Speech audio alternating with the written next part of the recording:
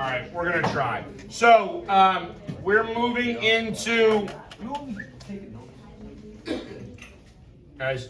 We're gonna move into our next sort of topic or content as it pertains to this. So you're gonna get tested over World War II and then the Cold War together. Okay, and the Cold War is, I mean, on some level, it is the outcome of World War II. Yes, sir. Okay, so I forgot to tell you, you had a quiz 2 nights ago. Hey, guys, every time I finish PowerPoint, there's a quiz. Okay? Every time I finish PowerPoint, there's a quiz. Every time I finish PowerPoint, there's a quiz. Okay? I did, because Jace asked me, you texted Jace and asked Jace to ask me. It wasn't visible until probably 1 o'clock, 1:30 that afternoon. And so I actually had opened it through yesterday evening, right? So technically you could have completed the quiz last night, all right? Look, I love you guys to death, and I would hope that you're smart enough at this point to figure out I finished a PowerPoint, you have a quiz, because I've said that 14 times, 1,400 times maybe, okay? Do I need to open this earlier weeks up? Oh, no. You opened I few do months ago, but I was just gonna ask if this is, if you're gonna be finished with this PowerPoint today or Monday. No, so that's, all right, that's the other thing. Listen to me. All PowerPoints, unless otherwise identified, are 2 days.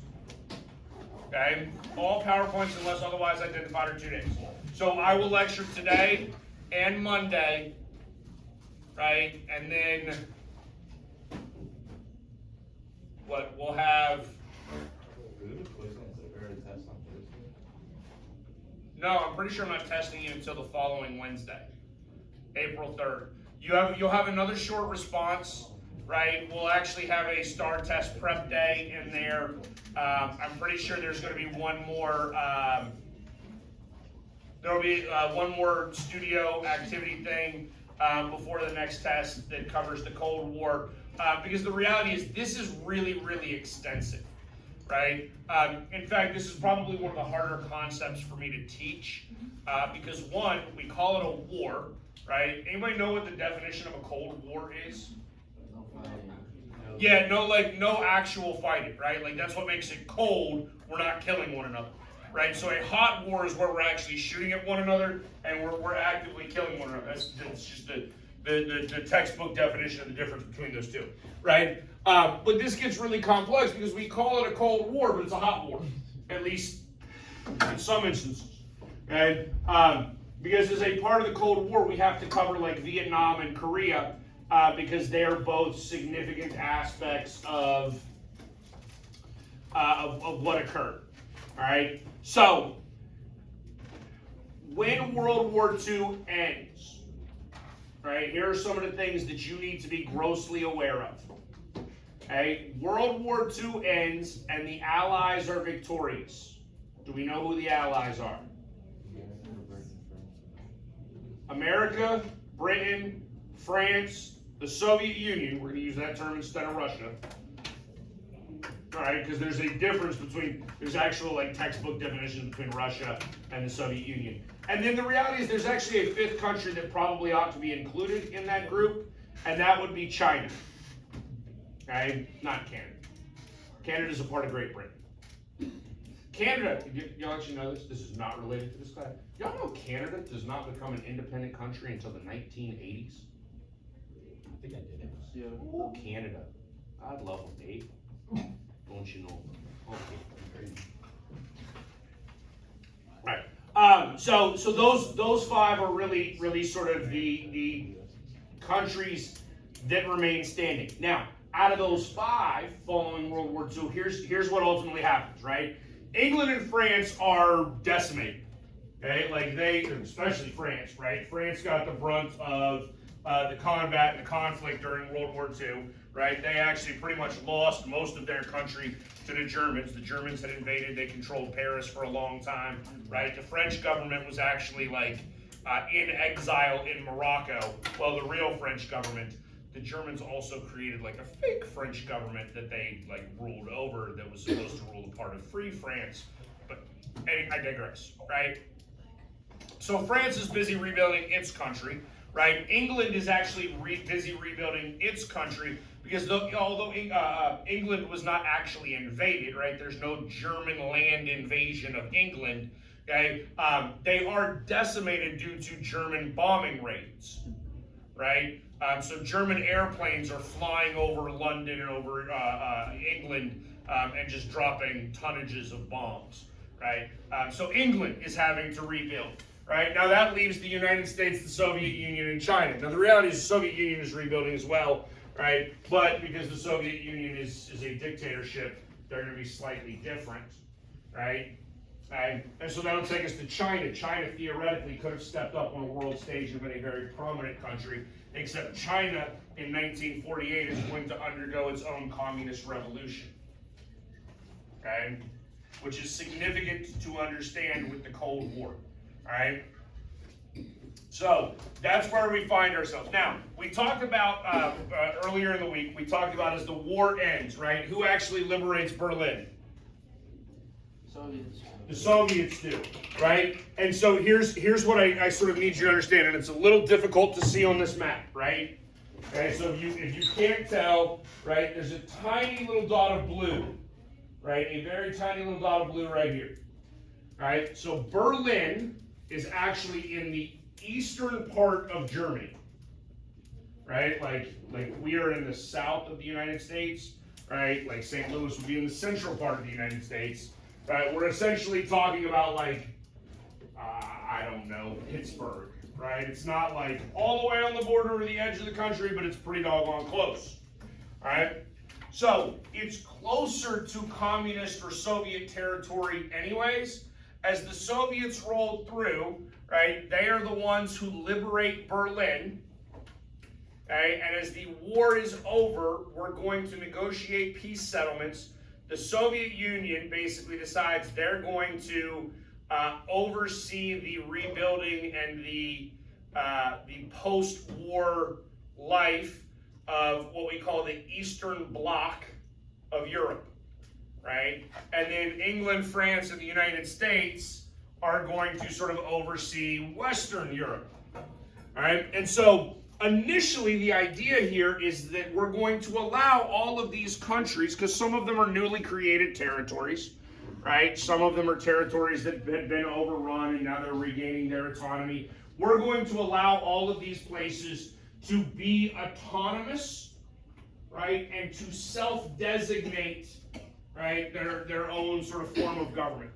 Okay, so they're going to be able to determine for themselves if they want to be a communist country or a capitalist country or a monarchy or a theocracy or whatever.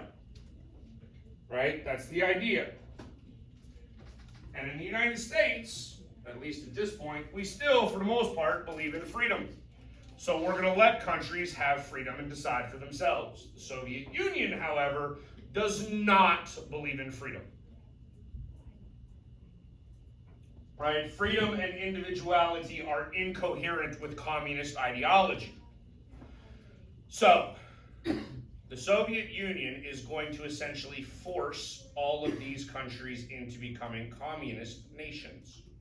Okay? They are all Soviet protectorates, and they are all a part of the Soviet Union. That's where the concept of union comes in, and why we don't really call this Russia anymore, right? So there's governments that exist in these countries, right? But those governments are really sort of controlled or overseen by Moscow and the Soviet Communist Party, right?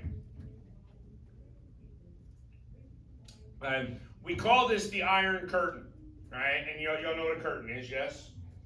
Provides privacy, right? You'll understand iron is like impenetrable. Right? The idea here is that essentially we're going to split Europe in half, right down the middle, or fairly close to down the middle, right? And what happens in one and what happens in the other are now no longer congruent. They're no longer transparent. You really don't know what happens in one country versus the other. In fact, if you ever actually legitimately wonder whether or not communism could ever actually be successful, you need look no further than Germany after World War II, right? Because we're going to split Germany up into West Germany and East Germany, right? So East Germany is this country right here, right? And West Germany is this country right here. And eventually the Soviets are going to build a wall through Berlin, right? Because we split Berlin in half too, because it's the capital, right? We split Berlin in half. Now, West Berlin is in East Germany, so it's actually surrounded by communists. And Stalin is hoping that we'll just abandon it, but we don't. All right, so as this happens, the United States is going to begin to change drastically, and specifically as it pertains to foreign policy, global politics, and the United States' place in the world. Okay, we remember from first semester, right? We had the Monroe Doctrine, and then we had the Roosevelt Corollary, right? And the United States has been concerned with the Western Hemisphere and control of the Western Hemisphere, right? But for the most part, we have removed ourselves from European issues. We reluctantly got involved in World War I. We reluctantly get involved in World War II. Okay? I mean, I'm not saying we wouldn't have gotten involved in World War II eventually, but if Japan doesn't attack us, right, it plays out significantly differently. Right? I mean, there's a significant difference in how this would have played out if Japan does not launch that surprise attack on Pearl Harbor. Okay? So now the United States is going to create an interventionist foreign policy. We're going to become involved in global affairs. And what we're going to start first is this policy of containment. We want to contain communism to the places in which it currently exists and not allow it to expand any further, right? And we do this because there's a predominant theory of this day and age called the domino theory, right? The domino theory is this idea, you don't know what dominoes are? Not like the game, right? But like the little kid thing where you set them up and then you knock them over and they fall in succession, yes? Okay, the domino theory is basically that concept, right? If one country falls to communism, then the next country will fall to communism, and then the next, and then the next, and then the next. And then ultimately, the United States, like Canada and Mexico, will be communist, and we're just screwed because we would be surrounded by communism. And the United States wholeheartedly believes this, right? Now, I need you to understand, this is like 1945, right? Like the war has just ended. That's 80 years ago, basically. Okay? We know today that the domino theory is stupid. It's not real, right? Because communism sucks. Okay? It can't function. But we didn't know that at the time, right? Because at the time, you really only had one predominant communist nation, that was the Soviet Union, and they're a world power. Right? So it looks like a legitimate threat. And communism, make no mistake, communism is a threat to democracy and capitalism. You cannot have democracy and capitalism with communism. Can't work, can't exist. So if those ideals are significant or important to American political ideology, right, then we should legitimately be afraid of communism. And now, if we're legitimately afraid of communism, right, this is where the concept of containment, right, and the domino theory and intervention takes place, right? Because now, under the Truman Doctrine, we are going to aggressively aid any country under the threat of a communist regime, right? Meaning if communists are trying to overtake the country, we will aid them. Right? The Truman Doctrine is actually so impactful that if you were to go to Greece today, in Greece, foreign country, right, they have a statue of Truman. Right?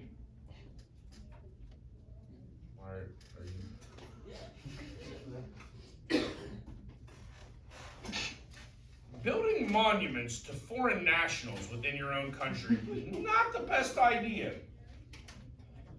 generally speaking, right? But Greece is one of those early countries, right? Again, we go back, right? Down here is Greece, yes, right? It is under threat from Soviet expansion, and Greece is decimated economically. Truman provides significant aid, economic aid into Greece in order to basically help prop Greece up, right? And this goes as a part of the Marshall Plan, right? So George Marshall is the Secretary of State, right? And the Marshall Plan here is basically providing billions of dollars, right? Like we're talking, like, look, $13 billion. You understand that this is $13 billion in 1950, yeah? Do we know anything about inflation? Right? Do y'all know how much a house cost in 1950? What? That's actually fairly close, right? We can say 15 grand is actually fairly close to the average cost of a home in 1950, right? It's now $400,000, roughly. What? Well, yes, but not comparatively. Not like if homes are now, oh, I can't even do the math on that, 400 times more expensive, let's say 300 times more expensive, right? Homes are 300 times more expensive. People are not making 300 times the amount of money that they made working a job in comparison to 1950, right? Your wages in 1950 might have been like, I don't know, $5,000 a year, right? $8,000 a year. Okay, but a house costs $15,000. When you're making $8 grand a year, a house costs $15,000. Now a house costs over $400,000. That means average income in the United States, to be comparable, would have to be over $200,000 a year. But the average income in the United States is something like $50,000 a year, right? Now this is really all conversations that you should be having next year in economics and government, and we will absolutely talk about this in government some next year, right? Because this is, it matters, right? Like government is theoretically responsible for those sorts of behaviors. Okay. Now, a significant part of the of the Truman Doctrine and Marshall Plan, right, is this concept of this idea that we would be far better off providing economic aid to European nations, right, and sending our troops into foreign countries in order to fight communism in foreign countries so that we don't fight it here, right? Now that doctrine, that ideology might actually sound somewhat familiar to you, because that is what a whole bunch of people are talking about today in order to justify the aid that we provide to both Ukraine and Israel, right? Because if we do not aid Ukraine, right, and we just let Ukraine alone, right, leave it alone, right, and let it fall to its own devices, Ukraine will lose to Putin. Y'all understand that? Right? Without aid from other countries, Ukraine is not going to win the war that they are currently in. Okay? And the belief here amongst many Americans, American politicians, is that if we were to allow that to happen, right, what's Putin going to continue to do? Invade more and more and more countries and take over more and more and more countries. And then we are left without allies, and then we become susceptible to a Russian invasion ourselves, right? So it's far better to aid Ukraine and let Ukrainians die in war rather than having to do it ourselves. Oh yeah, that's going to happen a lot in the Cold War. Just ask Koreans and Vietnamese people, because we don't let them do all the fighting for us. All right? The Berlin blockade, I mentioned this a minute ago, right? Like Stalin is hoping that Western powers will abandon Berlin. They don't. It's called the Berlin Airlift, right? So it's down there at the bottom. That's probably something that would show up on Star, right? In fact, they love to talk about the early Cold War. I would almost be willing to bet money that the Berlin Airlift somehow shows up on your Star test. And what we are doing, right? Because we cannot travel, again, we cannot travel via like train or car into East Germany because there's that Iron Curtain that you cannot get through, right? But you can't hang a curtain in midair, right? We're able to fly into West Berlin. okay? And so we fly into West Berlin and we drop off supplies that way. That is the Berlin airlift here, right? And it's ultimately deemed sort of a success by the United States, right? It's a success under the Cold War concepts because we actually get to the point where the Soviet Union has to build a wall in Berlin, right? Because they need to create a definitive separation between East and West Berlin because hopefully you realize the concept that everybody living in Berlin, whether they were East German or West German, they all speak German and look the same, yes? Lovely. So if you were living in East Berlin under communism and starving to death, right, would you walk a couple of blocks to the west and go to West Berlin? Of course you would, right? The Soviet Union can't allow that, so they build a wall, okay? All right, next, we're gonna create some permanent alliances as a result of the Cold War. Okay, and so again, this is stuff likely to show up on the STAR test because NATO, one, is created during this time, and this is a relatively heavily tested content area within the STAR test, but also NATO is back in the news today because NATO is the North Atlantic Treaty Organization, right? So we look over here at my large map. Here's the Atlantic Ocean, yes? Specifically the North Atlantic, right? So Canada, the United States, England, France, Norway, Finland, Spain, like a whole bunch of European countries there are a part of NATO. It is a permanent alliance, meaning that if the Soviet Union were to attack one of those nations, all of those nations would go to war in order to defend its ally. Right? This is part of the conflict that's occurring now because I believe it was Finland. I think it's Finland that has just joined NATO, which Russia's not okay with. Right? Yes, because Finland and Russia share a border. And so Finland had been a buffer. It was not part of the Warsaw Pact, which is the Soviet counter alliance to NATO, right? And it was not a part of the Warsaw Pact, nor was it a part of NATO. All right. Okay. But we're going to defend each other militarily. Right. Next, the United States is going to reorganize some stuff militarily as a result of the Cold War. And the best example of this is the CIA. The CIA does not exist prior to the Cold War. Right? In fact, during World War II, there was something called the OSS, which was the Office of Strategic Services, right? And it was the intelligence gathering apparatus of the United States military. After World War II is over, most of those people, if they stay in their profession as professional spooks, right, meaning like spies, right, people that jump out from hidden places and scare you because they operate in the shadows as ghosts, okay, they will move and be reorganized under the newly created CIA, which is the Central Intelligence Agency. Its purpose is to gather intelligence internationally. The CIA theoretically, I just say theoretically, is not supposed to exist within the United States. It's not supposed to exist domestically. Okay? Now, when we get to the 1980s, we'll have like some real fun conversations about the CIA because they just gonna go around and like assassinate some people because why not? Oh yeah, why not?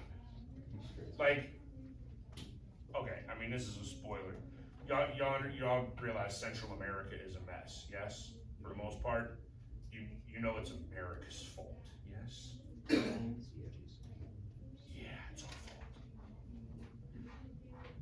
fault. Oh, okay, I told you a minute ago. What does Stalin do in the Eastern Bloc? How? That doesn't. Does Poland have a government? Right there's Poland. Does it have a government? Right there's Romania. Does it have a government? They do. Is it a real government?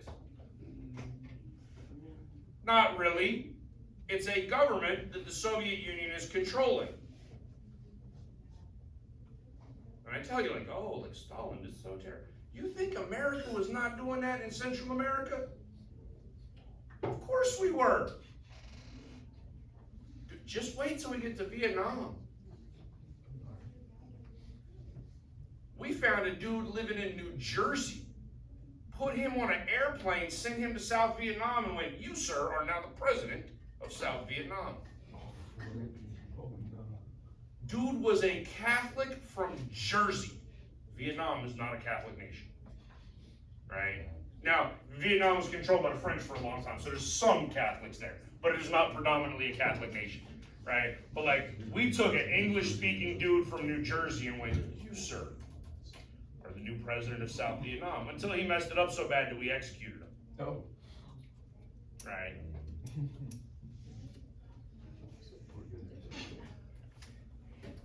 Y'all don't learn stuff like this. Okay. So by the end of the 1950s, or by the end of the 40s, right? By the end of that decade, right? The decade of the 1940s, the Cold War is going to expand because of the Chinese Civil War, right? So you have Chinese nationalists, and then you have Chinese communists. The communists are led by Mao Zedong. The communists are ultimately going to become successful, right? And China is going to become a communist nation, which, interestingly enough, will actually create some conflict with the Soviets, right? Because the Soviets are kind of this, like, we're daddy of everybody that's communist. Like, we did it first, we're the best. And China's a very large, powerful nation. Like, they didn't really take too kindly to being told by the Soviet Communist Party that they needed to fall in line, right? Now, they're aligned with one another because they're both communists, but it's a little bit more complex than all of that, okay?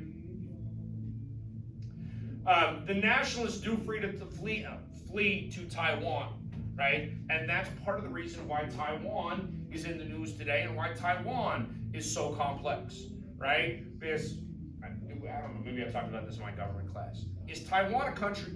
Yeah. Do we recognize Taiwan as a country? Do we though? See, we really can't. Because you know what happens if we recognize Taiwan as a country? No. China will attack us. Because China recognizes Taiwan as being a part of China. That is a red line. That is a red line for China. If Joe Biden were to get off an airplane in Taiwan, and Taiwan has a president, right? But if Joe Biden got off an airplane in Taiwan and went up to the Taiwanese president and was like, how you doing, sir? Like, right then and there, China is launching bombs, right? Because that you'll learn this next year in government, that action, right, creates a concept called legitimacy, right? Meaning that the U.S. is now saying, like, hey, this is a legitimate world leader on par with Joe Biden. And China is saying, no, he is not. No, no, no, no. China almost launched because Nancy Pelosi went. And Nancy Pelosi is just a congresswoman.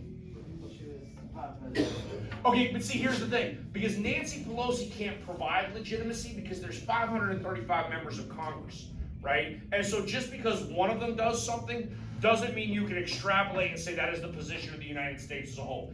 Even if Nancy Pelosi is Speaker of the House of Representatives, which I don't think she was at the time when she went to Taiwan, but she had been in the past, right? Which makes her like the, I don't know, arguably the second most powerful person in the United States behind the President of the United States. Right? But like China was very mad about that. Like, very, very mad. Okay?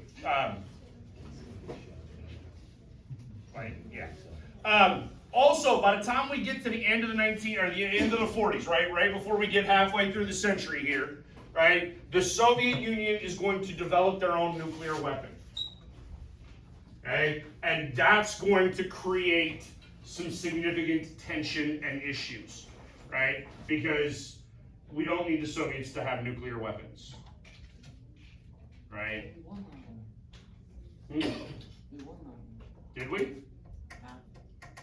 Well, we didn't lose it, at least. right? Then early in the 1950s, right, we're going to have a war in Korea, and this is what you would call a proxy war, right? This is really a war between the Soviet Union and the United States, fought in the country of Korea, right, by Koreans with the aid of those two countries, right? So, if you can see on my little map right here, right, this is North Korea, yes?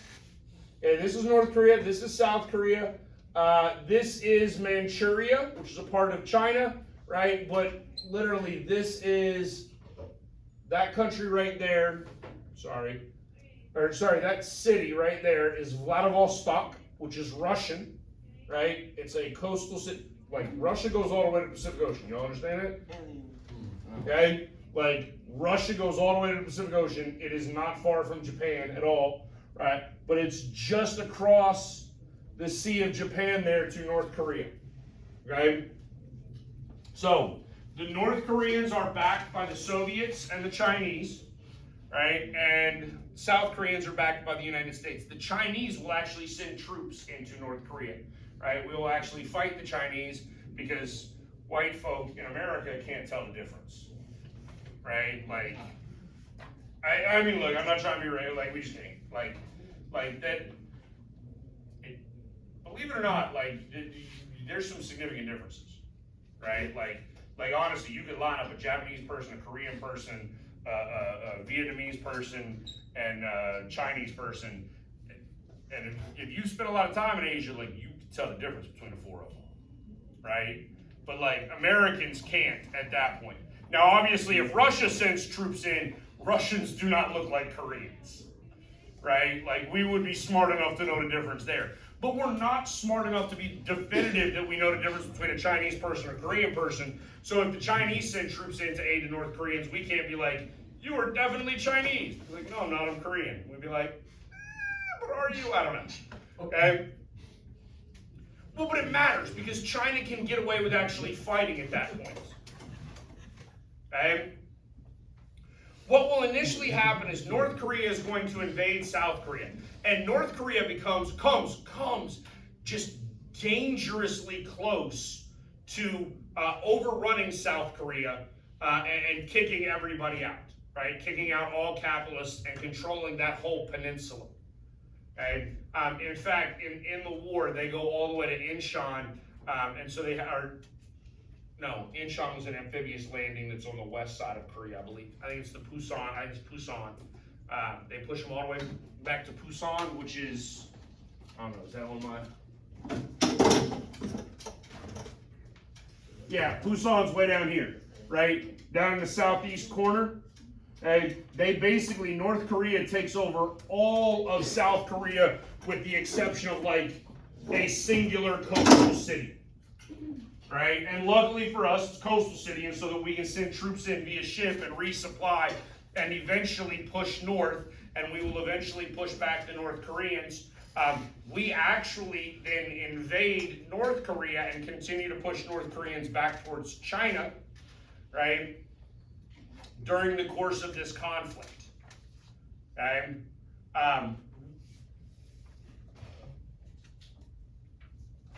As the war progresses, okay, a couple of things that you need to understand. One, it's increasingly aggressive. Both sides are upping their willingness to engage in warfare and combat, right? Like, it's not ideological. That's predominantly what the Cold War is, right? In fact, when we get to like the end of the Cold War, and I've got to make sure that I've got this on the PowerPoint, because I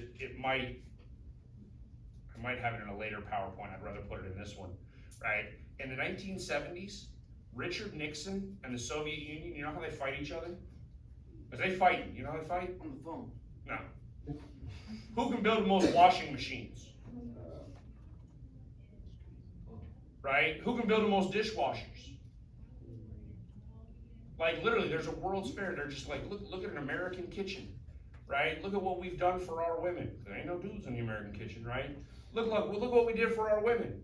Right now, she don't have to wash dishes by hand. She got a dishwasher, right? She got a washing machine, so now she doesn't have to wash laundry by hand. She got a dryer. Like, look at how well we took care of our women. Okay? Which is a quality of life concept that's part of the Cold War, right? Who makes life better? That's really what the Cold War is about. Who creates a better life for its citizens, communism or capitalism? Okay? But when we get into Korea, we're actually going to get into this hot concept, right? I already told you that China intervenes, and then eventually by 1953, we're going to get the 38th parallel and a ceasefire agreement. And it is a ceasefire agreement. It is not a negotiated peace. Technically, and this is just a technicality, the Korean War is still going on today. Okay? There is something called a demilitarized zone on that 38th parallel that separates North Korea and South Korea. Listen to me, if you were to somehow run through that demilitarized zone, which is, I'd have to go back and look it up, maybe a half-mile wide, right? Like, you basically have like a fence on the south side, and then you got like a half-mile of no man's land, and you got a fence on the north side. If you somehow found yourself in between them two fences, everybody is shooting at you. It don't matter who you are, what side you are on, your own side killing you, the other side killing you, they don't care. Okay? They will shoot at anybody in that demilitarized zone. Okay? But you're not military. So the DMZ is where the parallel is created, right? And if you're in there, like that's still combat related because it's still an active war. They just have a ceasefire agreement. I mean, the reality is, if you look at like Israel and Hamas, that's essentially what you have there, right? I mean, theoretically, Israel has been at war since Israel became a country in the Middle East in 1948, right? And then they just have ceasefire agreements. They're like, stop shooting at me, I'll stop shooting at you. Okay. And then we go a couple of years, maybe even a decade, and then somebody fires, and then we just start murdering each other again, and eventually that goes on for a year or months or a couple of years or whatever the time frame is, and then we're like, hey, stop shooting at me, I'll stop shooting at you. And we're like, all right, I've had enough of it. And then we just agree to ceasefire again. But we don't ever actually negotiate a peace agreement, a lasting peace agreement. If we did that, I mean, honestly, in the Middle East, we would probably have a two-state solution, but we don't have that, right? Palestine is not an actual country. All right. Domestically, we will have ourselves another Red Scare, right? So now we're going to have McCarthyism, right? And Joseph McCarthy, if I remember correctly, is from Wisconsin, right? And McCarthy runs around and just, I mean, he is like Chicken Little, like the sky is falling, just running around like, you're a communist, you're a communist, you're a communist. And then you get like put on trial. By the way, can you claim that can you prove that you're not a communist? No. You can't prove a negative. You cannot prove a negative. It's impossible. Right? Like, if I were to claim that Georgie is racist, can he prove that he's not? Yeah. No, you can't. But here's the thing, it doesn't matter. Let's say you give money to like various ethnic groups and you like you have friends from like every different race. Like, it doesn't matter, right? All of that could just be a front for your secret like hatred. But you can't prove it. And McCarthy is doing this. He's just going around like, you're a communist, you're a communist, and then there's like these trials, and it goes on like television, and it's like you're a communist, and like people are blackballed from Hollywood, and they can't work anywhere because Hollywood is like this liberal dominion of the United States, right? And I mean, it still is, right? But there's no evidence, there's no proof, right? And eventually America's just like this. Okay, so here's well, this is really a conversation next year for government class. Sadly, I don't even usually have time to get to this in government. The government can't slander you. They actually can't. But no, but legally they can't. Like, legally the government can't slander you. Legally, legally the government can't like do any like the government can't do anything to you. Do you realize that if like you're a minority in the United States and like the police just arrest you and like rough you up, right, and then they detain you like without a warrant, and you're like, my Fourth Amendment rights were violated, and you try to sue the cop, you're not allowed to. Did you know that? The United States government has something called qualified immunity.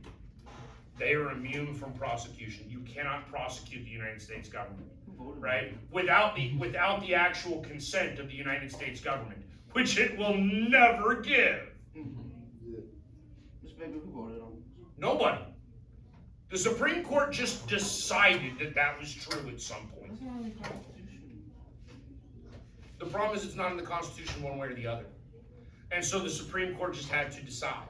And here's the thing, listen to me. Let's say for the sake of argument, a police officer detains you wrongfully, right? Like you are wrongfully detained, but that officer legitimately believes that you were a suspect in a crime, right? Like, should the officer be held liable for that illegal detention? Probably not. I mean, if they were operating in good faith, right? Like if they were actually operating in good faith, right? And then we catch the guy and the guy looks almost exactly like you. And the cop's like, sorry, man, like I thought that was you. Okay, he didn't set out to like violate your rights. He did it accidentally in the discharge of his duties. Which, at that point, you probably shouldn't be able to sue. But then the Supreme Court went further and was like, never, ever can you sue. So look, eventually, we're going to get tired of this because why wouldn't we get tired of it, right?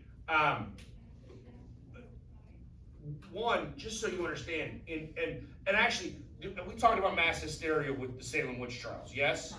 Yeah, this is probably a smaller scale version because obviously we're not executing people like we did during Salem, right? We're not locking them up for a long time, but in some cases we're preventing their ability to work, right? They're getting fired from jobs, right? We are affecting their livelihood. It's really a mass hysteria event. Do we understand what happens in mass hysteria events? No. This is what you need to understand. When a mass hysteria event happens, right, there's a progression to it, right? There's a progression, there's an escalation to it. What that means is, right, is initially we're like, hey, I think Caleb's a communist because Caleb was like, I believe in workers' rights, which might be communist, right? But then all of a sudden we're like, Aaron is also a communist because Aaron is Caleb's friend, right? And then we're just going to accuse Aaron's like next door neighbor because they had one conversation one time while Aaron was bringing the trash can in. Like it gets ridiculous, okay? And so it becomes more and more outlandish as the hysteria grows. Right? As the hysteria grows, people are more and more and more willing to make ridiculous claims about all sorts of people. And then eventually in mass hysteria events within American history, you step back and you're like, whoa, how did we get here? This is ridiculous. Okay? And then we can begin to like rein it back in and come back to reality. And so by the middle of the 50s, and this is a small mass hysteria event, right? It doesn't last that long. It's actually not like, it doesn't affect a large number of people, right? But that's pretty much the end of McCarthyism. Okay. Eisenhower during the running to the end of the Korean conflict, right? So Eisenhower is elected president in 1952. He's going to take over from Truman in the midst of the Korean War. Okay, and Eisenhower is a former military general. Okay, he is going to escalate at least in some regards. He's going to utilize new technology in Korea. Excuse me, like helicopters. Right? But we're going to eventually try to create this unsteady peace agreement with this DMZ that occurs. Now, what happens is at this point, we're going to enter into a concept called brinkmanship. right? Which is this fancy word right here, okay? And so brinkmanship is the idea of pushing the boundary right up to the edge of war without actually creating a war, right? So if Georgie and I hate each other and we start insulting each other, right? Like right now it's just words, okay? And then maybe like, you know, like I shoulder bump Georgie as we're walking down the hall, right? Like that's not really a war yet. Like we're not fighting yet. Like, I mean, I bumped him. Oh, it could have been accidental. Like, right? Like this is the type of behavior that then begins to occur, right? Is all of this subtlety, this innuendo, right? And we try to push it as absolutely close as we can, right, to war without actually creating war, especially once you have nuclear weapons in other countries. All right? I told you a minute ago that the CIA is going to get involved in all sorts of other places, right? So after World War II, right, Iran basically cuts ties with Britain. In fact, I don't know if y'all knew this, right? Britain used to control the Middle East, yes? Right? In fact, I think we talked about this once before, right? I think specifically we talked about it in terms of Africa, yes? Right? That like all European countries used to quote unquote own Africa, and then they just sort of gridded Africa up and they were like, hey, let's have ourselves a little NFL draft, and the countries were like, I get this territory, you get that territory. Yeah? You know what I'm talking about? Okay, so the reality is there's a whole bunch of like lines of nations that are sort of drawn arbitrarily as a result of really European dominance in the region prior, right? Most of the Middle East was controlled by Great Britain at one point, and in fact, that's why you have a country like Iraq that is actually sort of at war with itself, right? In Iraq, there are Shiite and Sunni Muslims, and I'm not a theologian, right? I don't know enough about theological history to fully be able to explain to you the difference between Shiite and Sunni Muslims, okay? All I know is they don't believe exactly the same thing, right? Kind of like Eastern Orthodox and Catholics, right? Except that within Iraq, they kill each other from time to time over religion. Okay? Yet we threw them all into the same country. I say we. England threw them all into the same country because that's what we do, right? So anyways, so Iran is going to sort of try to create its independence, and the U.S. is going to retaliate, right? And then eventually we're going to create an Iranian government that is pro-American, because that's what the CIA does, right? And that's going to backfire in the 1970s, but we'll get there, right? Same concept in Guatemala, right? We're going to create puppet governments, right? Through the CIA. The CIA is going to go in and help create puppet governments in countries that the United States sees as beneficial to America, right? And so what had happened here is in Guatemala, for instance, U.S.-owned property and industry is going to be seized by the Guatemalan government, right, in order to aid the nation, right? But the U.S. isn't going to stand for that, so we go in and basically overthrow that government and move on. This is actually probably a good place to stop. So let's stop here, and then we'll start with Vietnam on Monday, because obviously Vietnam is going to be the big sort of indicator of